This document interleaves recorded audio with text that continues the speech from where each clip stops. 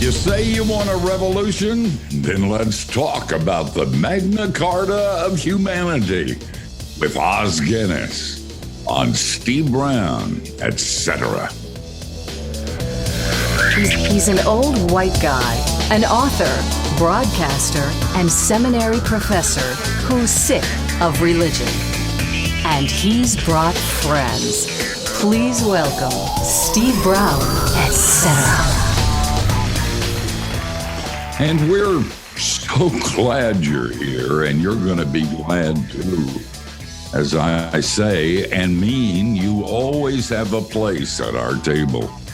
And I'm Steve, the aforementioned old white guy. Matthew Porter is our executive producer, and he's here. You know, not many men can be great dads, outstanding husbands, and hardworking employees. So don't feel bad, Matthew, okay?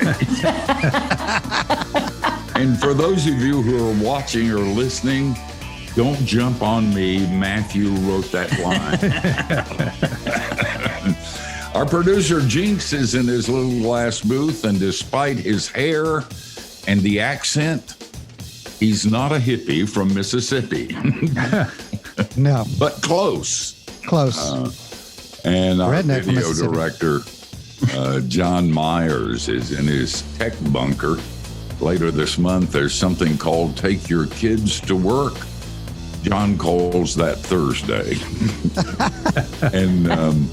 And Dr. George Bingham is the president of Key Life. With tax season here, George invites you to imagine how nice a contribution to Key Life would look around this time next year on your tax return. Yes, we can give you advice on that. And Kathy, of course. Kathy Wyatt is the soft feminine side of the program. Kathy has discovered the cure to perfectionism. Just be perfect.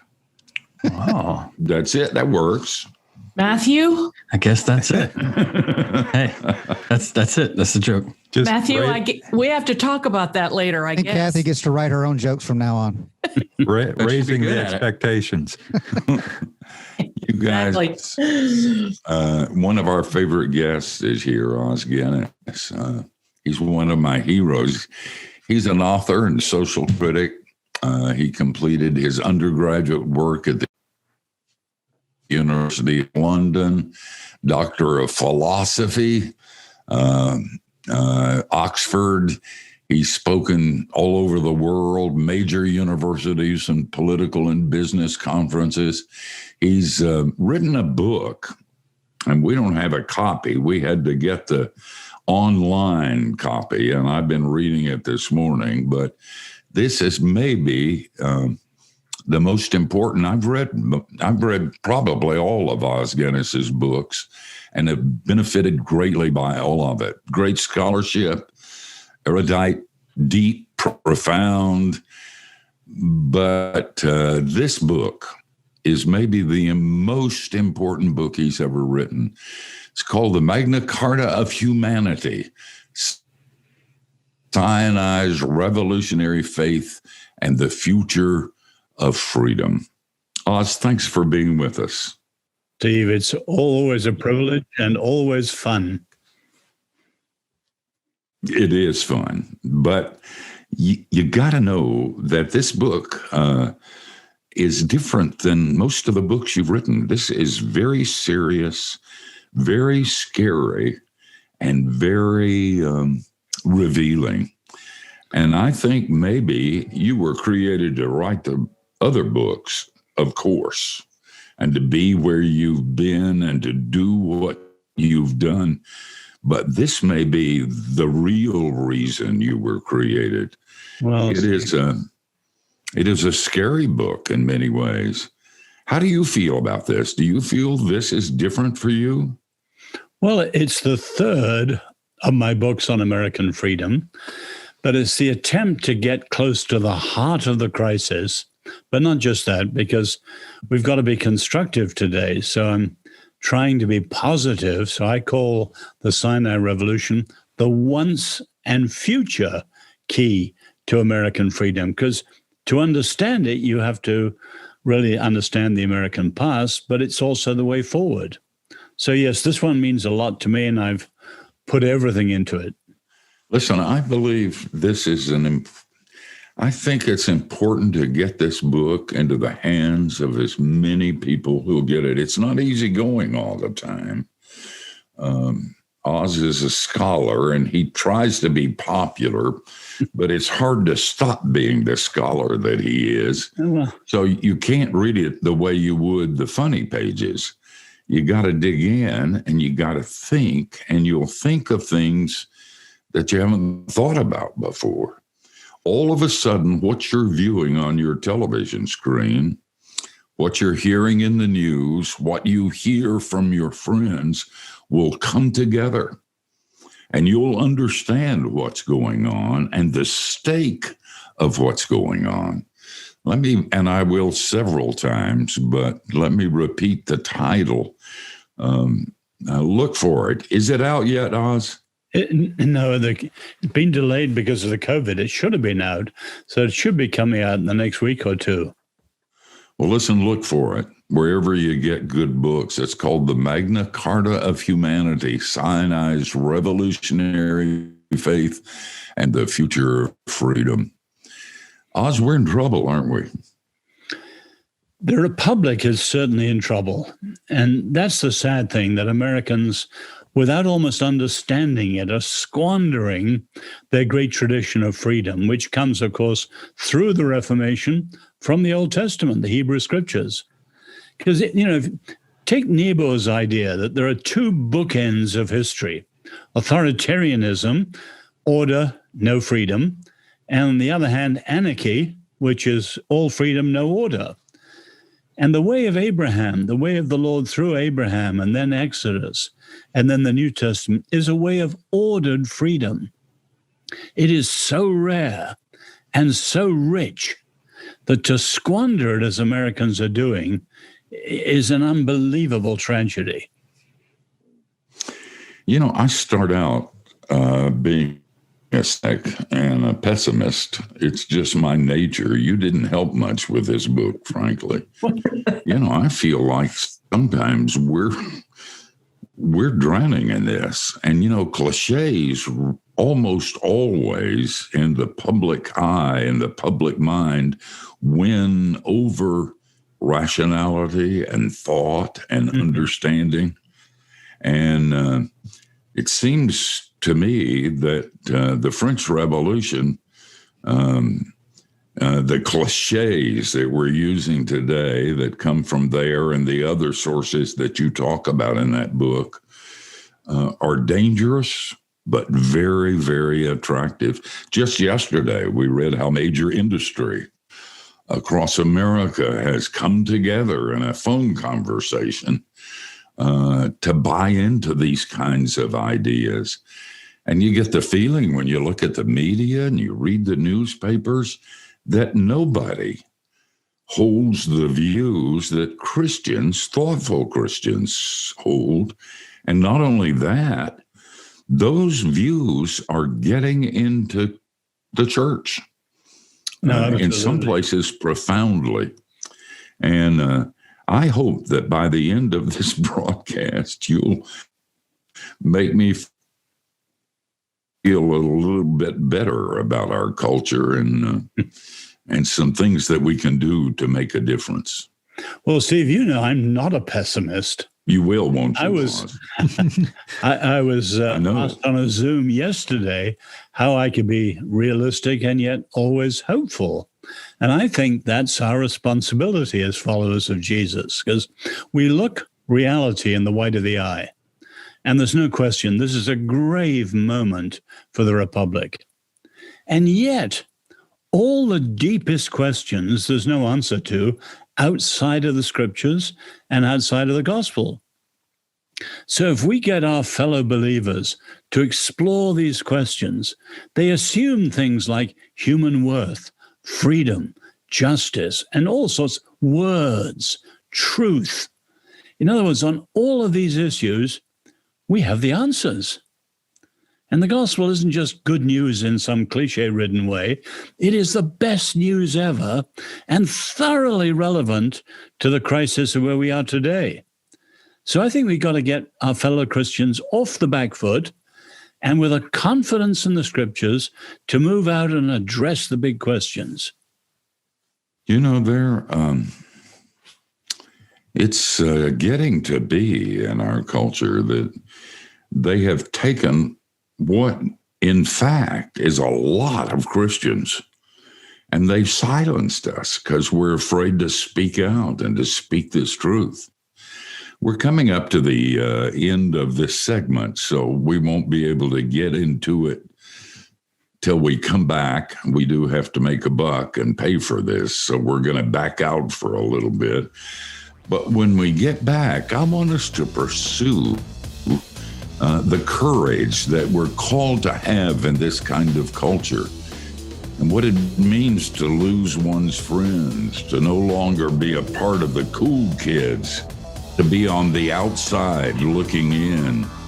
There are a lot more of people who agree with you, Oz, than you would even believe.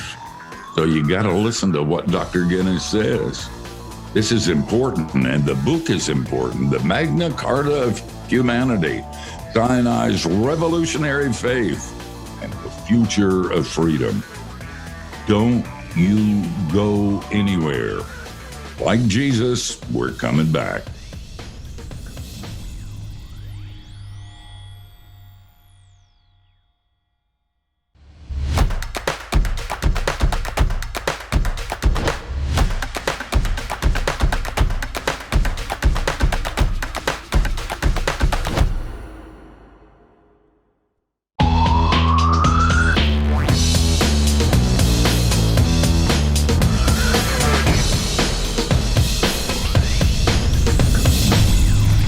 You're listening to Steve Brown, etc. Thanks for spending time with us. We're spending time with one of our favorite people, Oz Guinness. And when he speaks, you got to listen because he speaks with great insight and knowledge, maybe more so than anybody I know. His new book, and it's not out yet, but it's going to be out this week, and you need to get it. And you need to give it to everybody that you know, and you need to read it and go through it because it'll help you understand what's going on in our culture.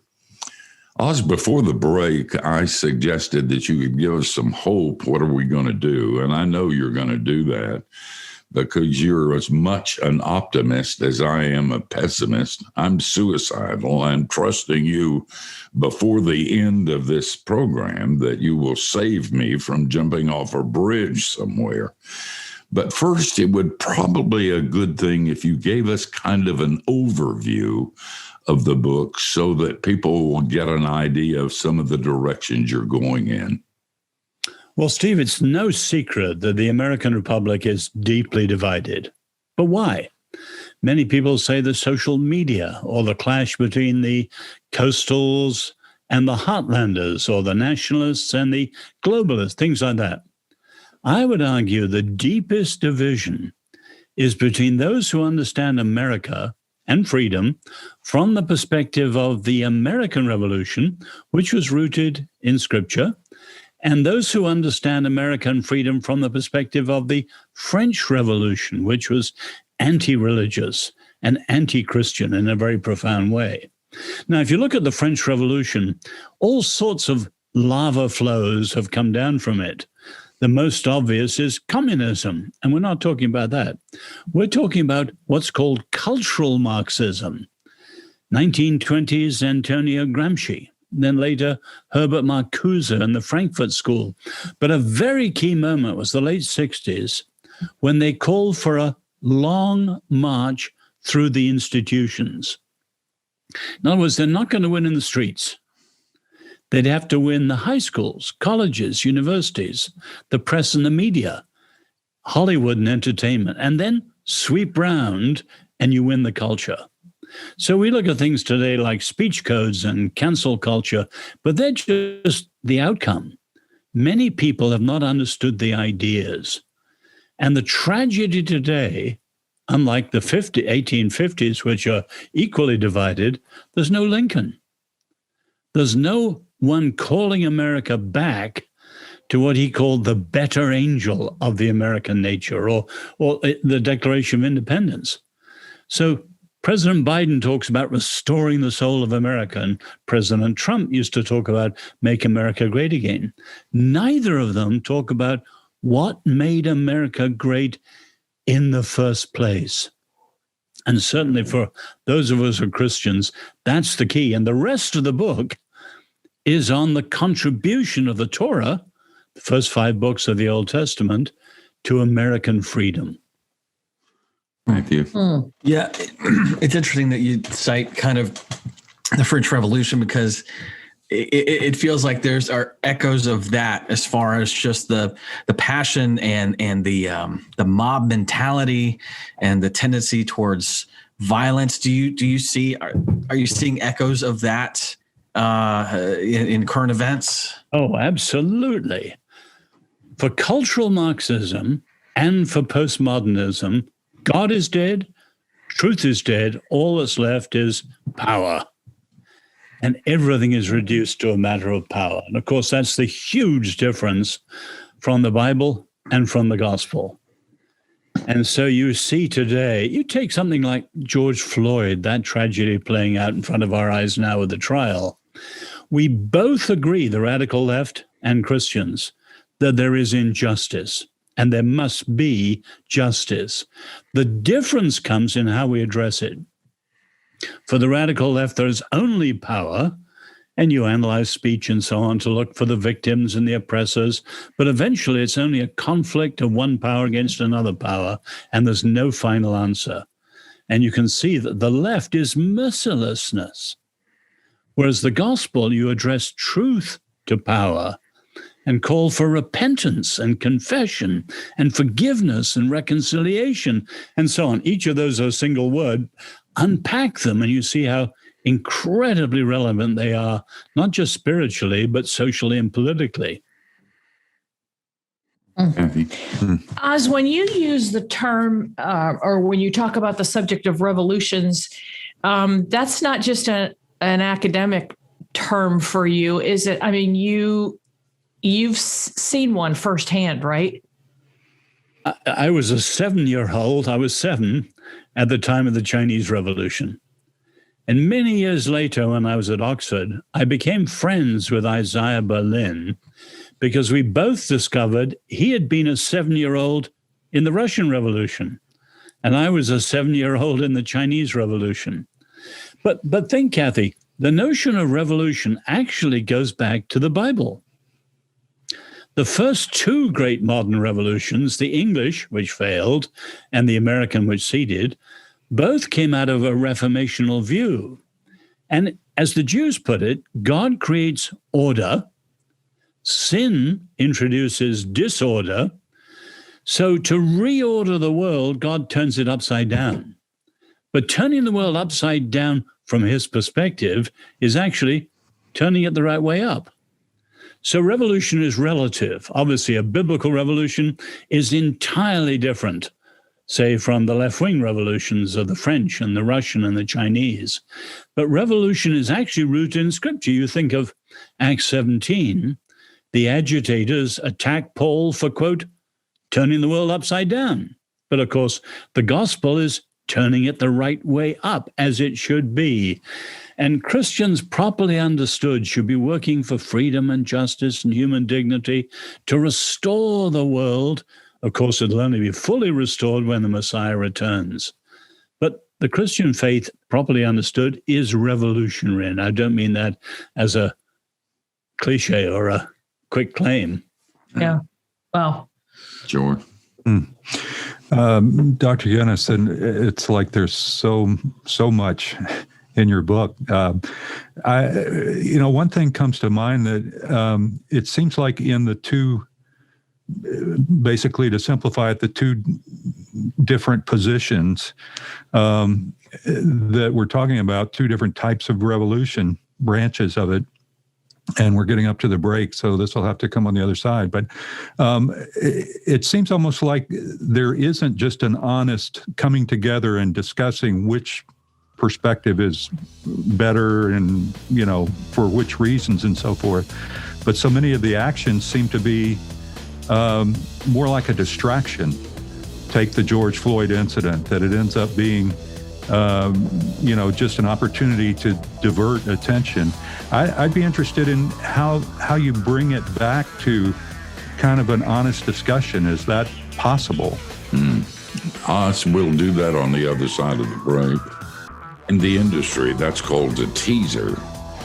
You guys will want to hear the answer from Dr. Guinness on the other side of the break. This is very hard work, and so we're going to have some cookies and milk and a nap, and then we're going to return, and you should too.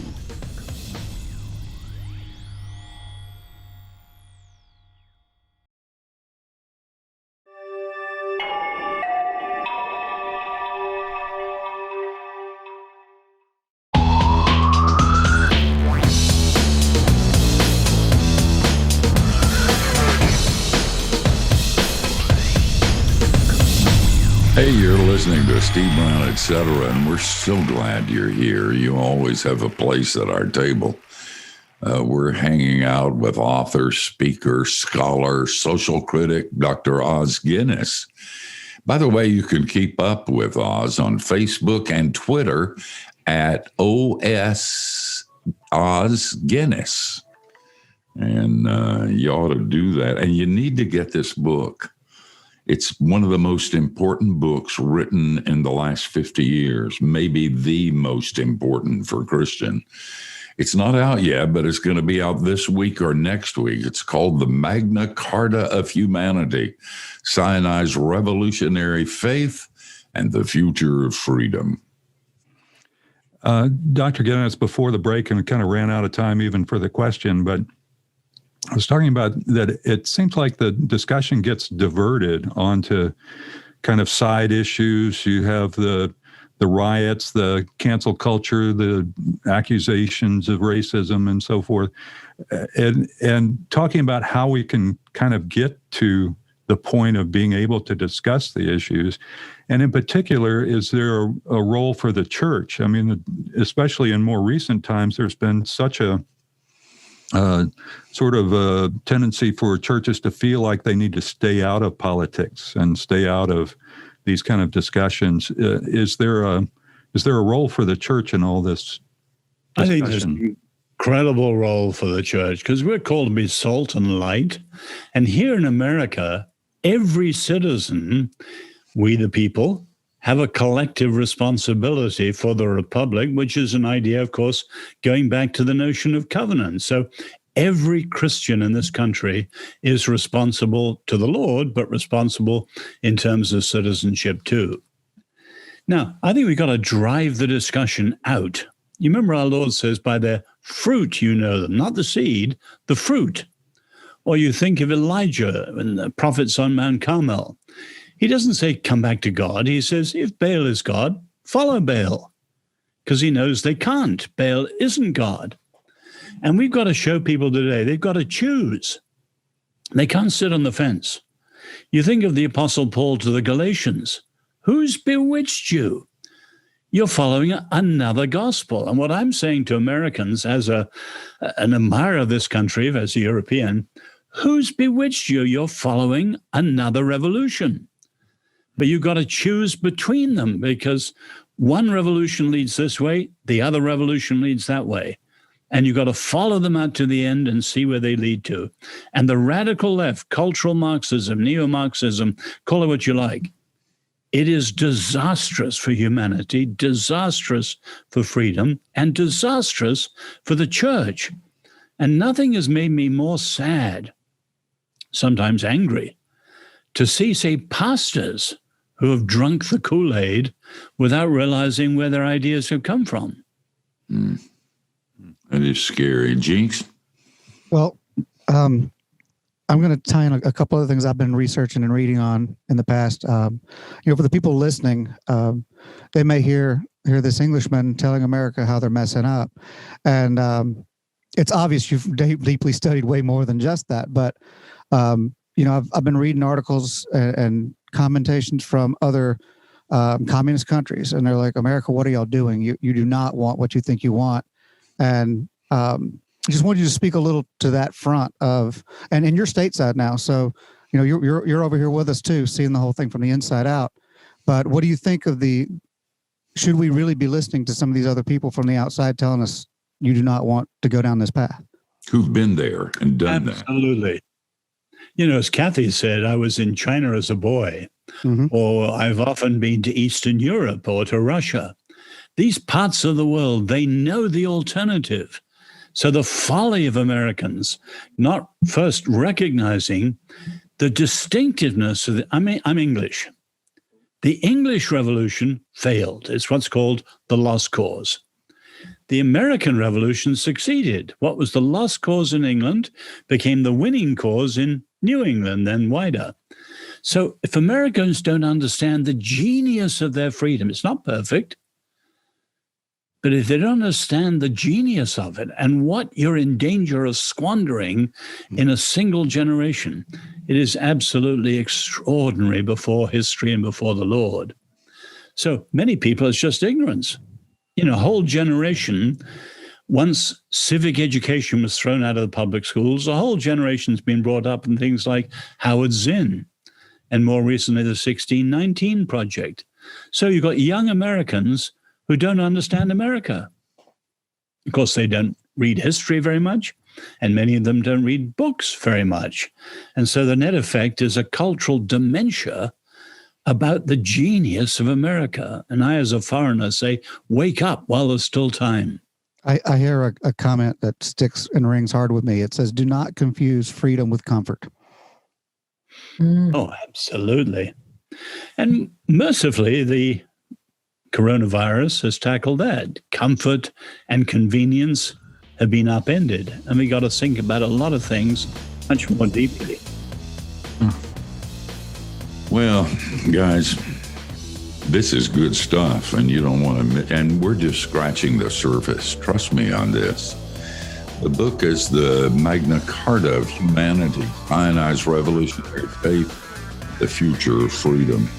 This is a book important for you to read and to get everybody else who names the name of Christ to read too. It's very, very important.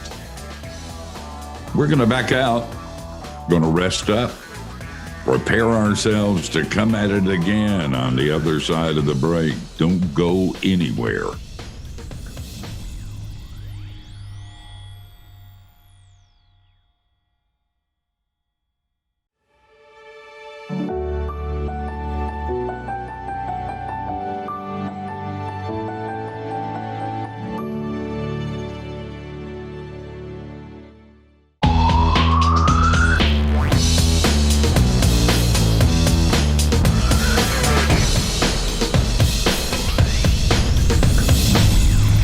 We're talking with Dr. Os Guinness and his new book out in about a week, and you can get it most anywhere when that happens. And you ought to write it down. It's the Magna Carta of Humanity, Sinai's Revolutionary Faith and the Future of Freedom. Oz, I feel like I've got to get to this for my own sake and for the sake of those who are listening and those who are watching. If I'm just sitting and listening and I know things have changed, I'm not stupid, and they have changed rapidly and not in the right direction. You address this in the book, in the chapter on transitions, but I've heard you address it in a number of ways. What can I do short of getting a gun and starting a civil war? What is a Christian to do in this kind of culture where we feel marginalized, without power, or called racist? Anything traditional is destroyed with cliches. What is a Christian to do? Well, I said earlier, Steve, that I'm trying to give a critique and a constructive alternative, both from the scripture. So the notion of constitution goes back to the notion of covenant. But one of the key things you have in the Bible is the idea of transmission. As the Jews say, what did Moses talk about the night of the Passover? They're going free. He never mentions freedom. They're going to the promised land. He doesn't mention milk and honey. He talks about children 3 times. In other words, the stories we tell to our children and pass on are the key to our identity and the key to continuity that's strong. And you can see in America today, both in the church and in the country, transmission broken down. So civic education went out of public schools at the end of the 60s. No one knows what it is to be American now. And what used to be called, Jim Packer would stress it, catechism has gone out. So many young Christians don't know the faith. And so that's a key place for the country and for the church. We need to be strong, knowing what we believe and making sure that the next generation has it passed on to them extremely strongly. In other words, overall, there's nothing greater than we can do than pray. Because what we're up against, the secular animosity to the Lord, is supernatural. It's secular, secularist, but it's supernatural. We need prayer, spiritual warfare.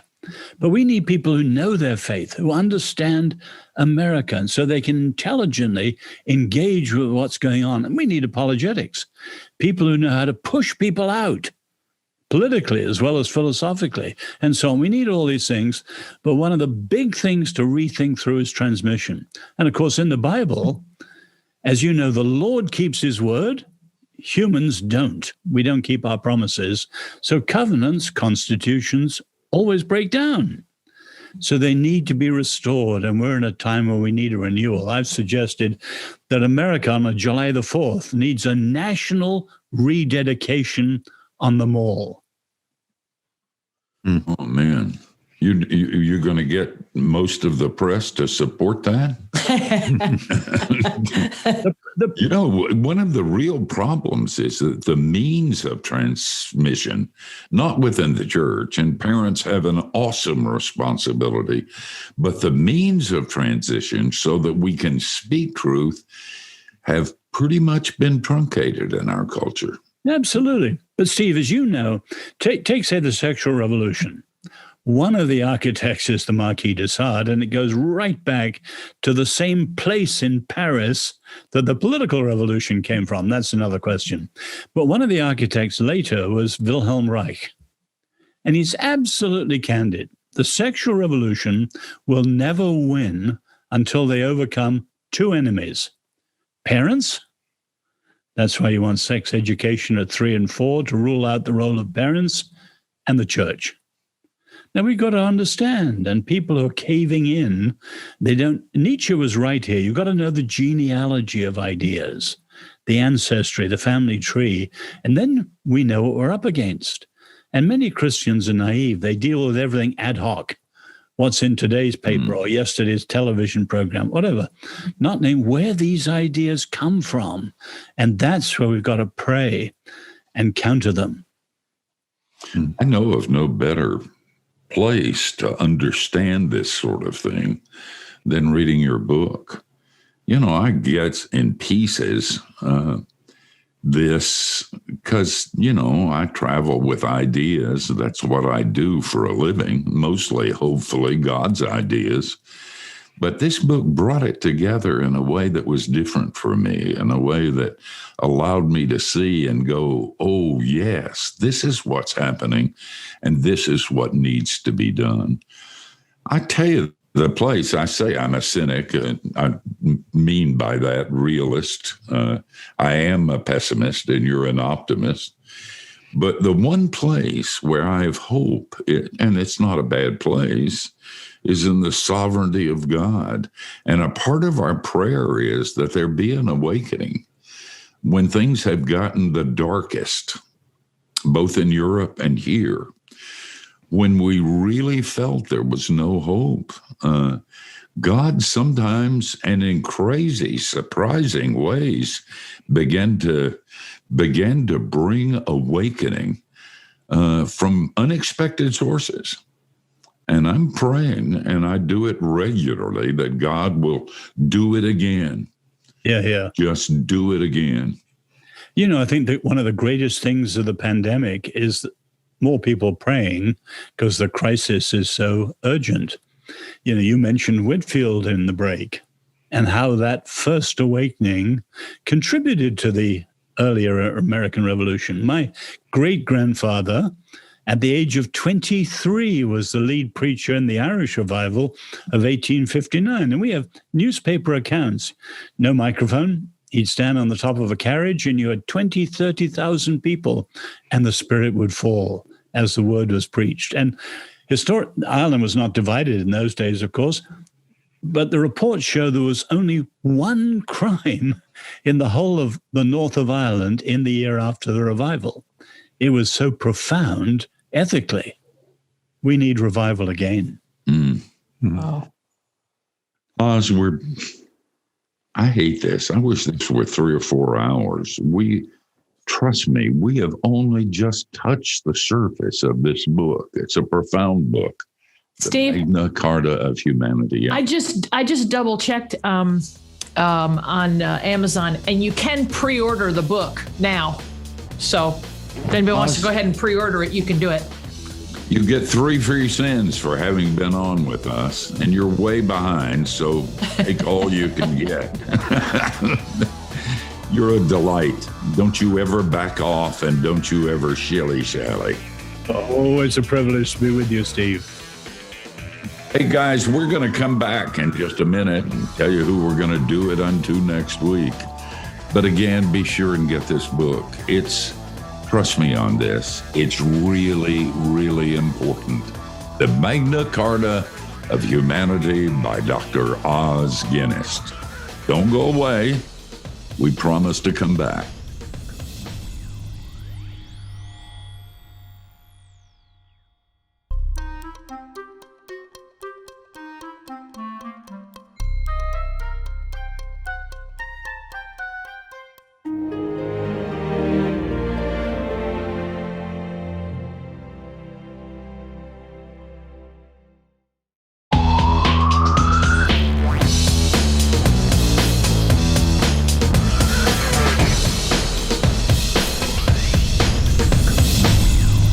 Hey, it's been fun having you with us. You always have a place at our table. Os Guinness is one of my favorite people, and that's for a lot of reasons. He's an incredible scholar. He brings up names I've never heard of and places I've never gone and books that I've never read. And he's not just getting quotes from those places. He's read all that. He's been to all those places. And his insights are always biblically informed, but right on. And guys, we're in trouble. If you haven't noticed, you haven't looked around, we really are in trouble. And it's not a political thing. It's not Republican or Democrat or Trump or Biden. It goes far deeper than that. And that's why this book is so very important. We need first to get our act together. We need to understand why we have the freedoms we have, where they came from, and the people who fought and stood and refused to compromise. I think of that movie Network, and I think of it often and apply it to myself when the guy that goes nuts on television ends up telling the entire nation and the ratings go up. I'm mad as hell and I'm not going to take it anymore. There's got to be some of that attitude in all of us as Christians. We've been silent too long, and when we spoke, we didn't know what we were talking about. That's why this book is so important. Read it. And then make sure you inculcate those values in your children. If you're serving on boards and organizations and in academic institutions, make your voice heard. Say something to your neighbors in conversation. Don't keep quiet. Be nice and be kind and be gentle and be loving. And say, can we disagree and still be friends? And then talk about the reality that you know that we're in danger of losing. So speak out. Don't shilly-shally. And say what you think. Say it kindly. Say it in a balanced way and know what you're talking about, but say it. Kathy, who's going to be on next week? Next week, we're going to have Eric Schumacher on. We had him on last year along with Elise Fitzpatrick when they wrote their book, which is called Worthy, which deals with a lot of issues of women's role in the church. But he's written a novel, and Elise just gives it glowing recommendations. And so we decided to have him back. So I think it'll be fun. Well, are very difficult. When somebody has a novel, you ought to no. how we do with it. There's some really significant issues that he deals with in it. So I think it'll be good. You don't want to miss it. We'll be back same time, same place next week. You join us. And between now and then, don't do anything we wouldn't. That gives you a wide berth.